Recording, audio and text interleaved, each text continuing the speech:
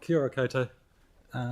In 2019, Christchurch City Council declared a climate emergency, but I want to suggest that unless you take real positive concrete steps to do anything about that, then that declaration was just words. The largest contributor to Christchurch's emissions, the largest single contributor, is on-road transport emissions. And so the best place to target any reduction would be reducing on-road emissions. And the best way to do that is to make meaningful investment in alternatives to private car use, such as public transport, cycling and walking. So this means not closing bus lounges, as is proposed in the long-term plan, and it means moving significant parts of the transport budget to investing in public transport, cycling and walking. I'm sure you've heard all of that before, so really I just wanted to finish my presentation by reminding you what success looks like. These photos were taken last Wednesday on the Quarryman's Trail, specifically on the Strickland Street and Antigua Street parts. I rode it on my way into work and it was busy.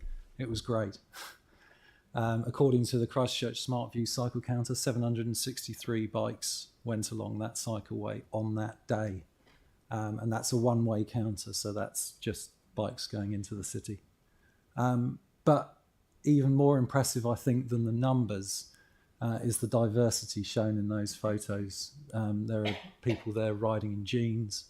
There are lots of women riding. There are people of all ages. There's someone riding on an electric scooter, different ethnicities. And you know that a cycleway is a success when it encourages a range of people, when it's not just used by people like me. So please carry on building the good cycleways like the Quarryman's Trail. Build more of them and build them faster. Thank you. Thank you. Any questions, Mike? Thanks for your submission. Looking at that photo and the amount of people on bikes there, is there a concern that some of these, especially the unidirectional cycleways, are a bit narrow? That one, as a fast cyclist, I find that one quite narrow. It can be hard to overtake, and people ride at a much greater range of speeds than they do when driving cars. So as a faster cyclist, it is sometimes too narrow. Do you feel, what are your thoughts on bi-directional cycleways?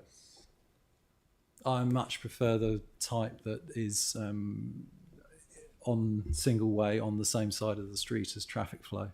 Okay. The problem with bi-directional ones is usually at some point you want to go somewhere else, and then you've got to cross the traffic flow to get on or off the cycleway. Yeah, fair enough. So therefore, I guess if we're doing these, because we've only got a few more to go, but we should probably making sure they're future-proof and wide enough to cater for the demand that we're seeing now on the existing ones. Definitely, yeah. It should certainly be future-proofed. I think that was one disappointment about the proposals for the north end of Colombo Street. The proposals really aren't future-proofed in that they still include lots of parking. The proposals are basically for painted lanes, where Colombo Street is still within the 4 Avs. But it isn't future-proofed in that it will require totally redoing in order to turn it into a protected cycle lane, which will be required at some point. Thanks very much, Ian. Thank you for your submission today. Very helpful. Thank you.